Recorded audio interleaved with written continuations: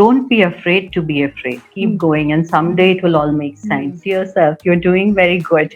Please keep going. And so you should never chase money and fame. You are chasing your purpose and your passion. And subscribe to our YouTube channel and don't forget to press the bell icon to get all the latest updates. Hi everyone, my name is Anita and I'm extremely excited and thrilled to welcome my guest today. She is a 3-time TEDx speaker, a regular columnist with the Dainik Jagran. She is a poet, an author, and currently pursuing her PhD in the area of OB and HR. She is a mental health advocate, and I'm extremely happy to see her at such a young age. She has achieved so much. Please join me and welcome Miss Shilpi Kalwani. So, I'm so thankful to you that you are here, and we are going to celebrate International Women's Day together. This month is very special for Inkpot Hub because we speak with women researchers, and I'm so happy that you accepted our request and you are here today. Thank you. First of all, thank you so much, Anita ma'am, for the wonderful introduction. I think it had a lot of things in it, and I suddenly feel very proud about it with the introduction. Yes, surely. And I'm so glad to be associated with Inkpot Hub team because when I heard about this initiative and when I heard about everything that you have done through this initiative, especially for women researchers, I think there are very rare platforms that talk about the journey of PhD, the journey of research, and especially focusing on women researchers. So I think it was definitely a gap that has been filled by you by launching this portal. And I'm so happy that we are having this conversation today. Well, so you are a PhD student and you're pursuing such an interesting career. So what has been your journey so far in terms of research? First, tell me about it, and then we will talk about other aspects, about your other achievements. Okay. So I never planned to take up a PhD as a career move, or I wanted to do something like that because I basically hailed from Bilaspur, Chhattisgarh. And because it's a very small town, so after I completed my education, I moved to University of Pune for my graduation in management. Then I moved to IBS Hyderabad for my MBA degree. And then I was placed with a Fortune 500 company as a business analyst in Bangalore. So life was pretty good, the salary perks, everything was well. And I never planned to get into academics or something like that. But what happened was during this journey of living at so many different places, interacting with so many people, being in so many different environments, I saw a lot of my close, you may call friends, students, colleagues, who would drop out of educational program or who would resign from the office because they are having some mental health issues. And this is a very sensitive subject because people would not like to speak about it. And because some of them happen to be very close friends, so I was aware of what is going with them.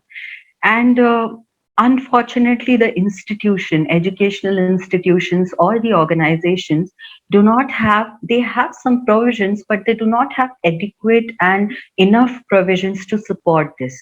So when I saw this happening with some of my close friends, I thought that this is something I want to work on, and to work on something, to start a venture into mental health or something. It is very important first to educate yourself with that subject. Until and unless you're aware of the ground realities of something, you cannot step into a venture into mental health directly. So I thought I need some education on this, and to educate myself, to collaborate with like-minded individuals and to work on this subject. And I had a background of like management. So I thought, what is something that I can do closest to it so that I don't change my domain? And also, I can link mental health to it. So I decided to go for a PhD in management, and then I chose my subspecialization as HR and Organisational behaviour. And there I decided that here I can choose my area of research as employee well-being and mindfulness. And this would be something that would educate me. This would be something that would help me learn a lot about mental health, and also, help me solve the problem that I'm aiming at. So this was my idea of opting for a PhD in this field. Okay. Shilpi, I was reading your profile, and you also mentioned that you are a certified mental health advocate, and you Yes. got this certification from Youth Mental Health Hmm. First Aid Australia. So tell me Australia. more about Yes. it. So was it before your PhD, or was it on the go during the program of your PhD? It was actually during my PhD program. As I said, I opted for this PhD program because I wanted to be associated with like minded people who are working in this field. So I didn't know about this concept of mental health first aid. So when I'm Mm-hmm. talking about YMHFA, it is like Youth Mental Health First Aid Mm-hmm. Australia. That's an organization, one of the few reputed organizations that works in providing certifications towards first aid. So I was like, what is this first aid? So then I went and I researched about it, and I learned that there are very few trained psychiatrists that are available, in India. So we have a dearth of them. We have a lack. The number is lacking. So because of that, what started in the Western countries, because they're more developed, they started with this first aid programs where people can, dedicate a certain hour or amount of time, get this certification, learn the techniques, and they can help the people around them. For example, if somebody is facing a mental health issue, and I, as a layman, go to them and I ask them few questions, which gets really personal, and the person gets offended, it even closes them even more, and they will not open up to me and makes the situation worse. Yeah. So when you are a first aider, you have the basic qualification to act as a bridge between that person and a trained psychiatrist. You are not a psychiatrist. You are not going to, give them advice or help them out, but you are qualified enough to help that person to take to the right concerned person. Mm-hmm. So I felt that this was a very beautiful concept. And then Mm-hmm. I got this opportunity because YMHFA certification was happening in my campus. And people from the team in Australia came down and they were looking for people on a batch of volunteers to learn that. And I was in the mental health research. So I opted for that. And I think it has been a life changing experience. There were a lot Mm-hmm. of mental health illnesses that I was not aware of before that. And when I went to this training program, so yeah, I got to Mm-hmm. learn the problems that are present in this area and how much work needs to be done. So Mm-hmm. this is all about the program. Okay, so this brings a very interesting thought in my mind. Not interesting, in fact, it is a very serious condition we all are experiencing as academics. We are experiencing it. Research itself is growing big every Mm-hmm. day, day by day now. And because of that pressure, which we feel all the time, that we have to publish and we have Mm-hmm. to do um, Mm-hmm. based on the outcomes or impacts designed by the university and institutes, we have to perform Mm-hmm. sometimes, and sometimes our conditions are not allowing us to reflect or showcase that kind of outcome, which makes our conditions extremely stressful. Sometimes it leads Mm-hmm. to depression as well. So, Mm-hmm. because you are in this space, I would like to know how to handle these situations. If you can also talk about specifically for women researchers, because women are in double roles, managing their families as well as Mm-hmm. work. Men do, but more challenging it is for women. So tell me more Mm-hmm. about it, like how to handle such kind of conditions. I think first of all, understanding the fact that the field, that playing field where women are, placed at, whether it be research or somewhere else, is not very fair in the present condition. We are still a patriarchal society. So to expect miracles is not something that we should be doing. We should have this very clearly in our head that we are progressing, but we are not yet there. So as a woman, when you take up a challenge to pursue a PhD, it is very important to understand that sometimes the environment may not be very conducive to your growth, to your respect, and sometimes also the professionalism that you're expecting around might not be there. Because when we talk about women researcher, most of the time we are looking at, okay, she's pursuing a degree because maybe she wants to add something to her CV. She might not be somewhat that ambitious that she would aim for an A-star journal, or maybe she's not very serious because she might be interested in some of other things. It's just a degree for her. it is not so. So there are a lot of biases, there are a lot of judgments that are passed in women. So and also you have this managing your personal space, workspace. So the challenges are very much more than the male counterparts. But the very first step is to accept that and to know that yes, I will have those certain challenges because of the gender, and look for the best possible environments that promote your growth. Regarding mindfulness, I have this a little habit that I do, because I have read a lot of scientists and researchers say that when you sleep, during that time is the best time to train your subconscious mind. So when I'm about to sleep, and when I have worked for a number of hours, and now I'm about to sleep, before that, that 1 hour I keep for myself. And in that 1 hour, sometimes I like to journalize. So I have a journal in which I would write down three positive things that have happened with me during the day, or three things I'm grateful for, something that induces a wave of positive thoughts. And then I would like to meditate for like 10-15 minutes and bring myself into that space. And then I would head towards my sleep. So in that case, I get a deep sleep, and also when I get up, it's a very fresh and refreshing, and a day with new thoughts.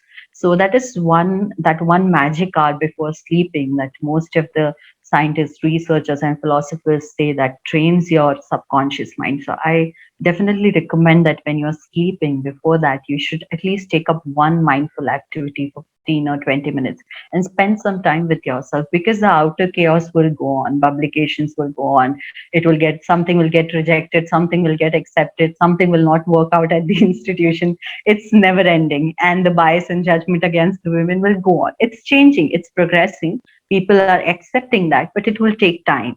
So that acceptance and that devoting that 1 hour to yourself helps a lot, I think. Mhm. True.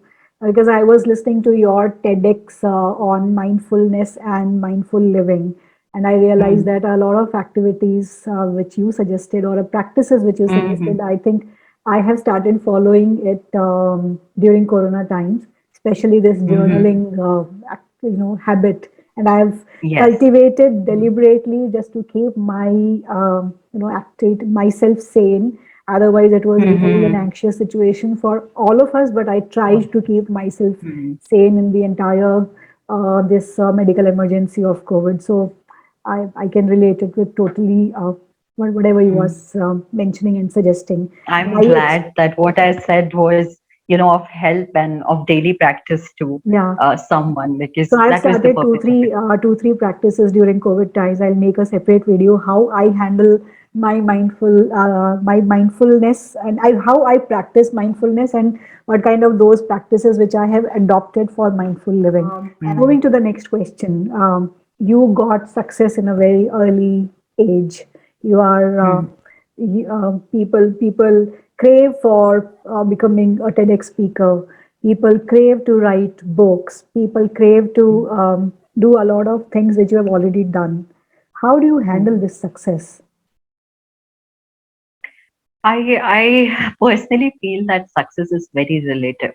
So for some people, tons and tons of money defines success. For some people, they say that having a peaceful sleep at night is success. So for me personally, my aim before going on a platform like TEDx or writing a book, my aim was never something like that. It was more of I wanted to have a purposeful, a conscious living lifestyle, kind of lifestyle, where I'm working towards a goal, where I'm working towards motivating people to follow their passion, where I'm working towards, instilling something, some kind of a conscious living lifestyle into people and helping them. And I know it's a long term goal. It's not something I review every 6 months and say, oh, whether I'm successful, whether this gets done, whether that gets done, nothing like that. So if you call it success, I will call it success. But I think I am a person who keeps myself very detached with the outcome.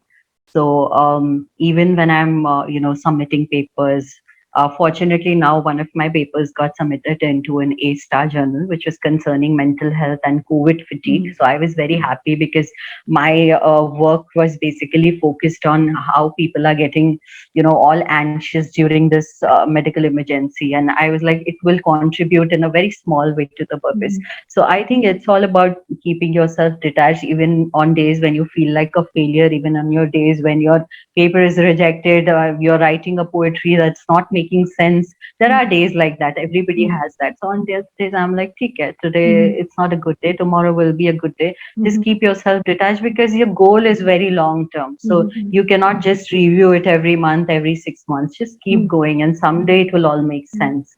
So detachment, I think, is what helps me in my journey. Yeah, I understand. So moving to the next question, which is, I'll ask you this question in a different way. My team sent you Mm, a very plain and simple question, but I'll ask you in a different way. Uh, please. do you recall any poetry to help Mm, young women researcher to mm. take research as a career choice? Poetry to help. I Any don't know if I can poem? recall any poetry because more of my poetry is about self-exploration and all of that. But there is this thing my mother said me once, because sometimes when you take on such a tough journey and Hmm. things get difficult and you're anxious, so she told me that Shilpi, don't be afraid to be afraid. That is Hmm. one thing she told me, and that is stuck with me. And that is what I like to tell all the women researchers, Uh-huh. that whatever you're feeling at a particular point of time, you're feeling anxious, you're feeling sad, you feel like crying, please do not escape that part. And please don't say that I have to be positive, I have to be mindful. So let's bottle up these emotions aside, because later on they might come up in a very ugly form. So Hmm. whatever you're feeling at a particular phase of time, maybe you're feeling anxious, you don't feel like doing any research or work today. Don't put a timeline to it. Let your body, let your mind experience that for a certain Hmm. time. If you want to grieve, then grieve openly. Hmm. Cry for it. Hmm. Wait for 3 days, 4 days, 5 days, a week, 2 weeks. Then when you feel like I'm okay, my body has released all those kind of emotions Hmm. and I want to go. So go Hmm. ahead and then, rule the world. So just don't be afraid to be afraid is what I recall right now. Okay. And that would be one of Very, my experiences. very promising suggestion to young women researchers. So, moving to the Hmm. next part of this conversation, because we all have our some or the other kind of absurd habits to Hmm. increase our productivity and increase our efficiency. What is that Hmm. absurd habit of yours which makes you extremely productive? If you I have think any.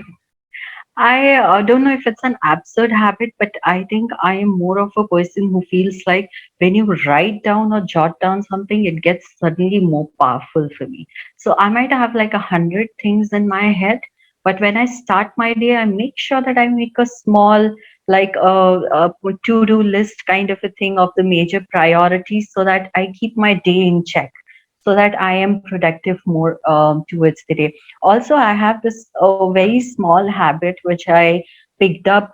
I used to, when I was about to deliver my TED Talks, I used to read a lot of books on Japanese philosophy, because they talk about happiness as the ultimate goal. So they would tell me that, you should leave these little self-love notes to yourself. So sometimes what I do when I wake up, I have these sticky notes. So I would write, "Dear self, you're doing very good. Please keep going." And I'll stick them on my work desk. So whenever I look at that during the day, I'm like, yes, I'm doing something really good. So that kind of motivates me. It's a very small habit, and sometimes I may miss out, but most of the days when I'm mindful, I make sure that I'm leaving that self love note to myself. So Wow. you can also try it. It's I will. transformative. I will. And I also learned about very interesting philosophy, which you talked about in your TEDx, TED talk, Meraki. And you know what? Yeah. There was I immediately reminded of a restaurant in Jaipur. I live in Jaipur. There's a restaurant called Mm-hmm. Meraki Kitchen.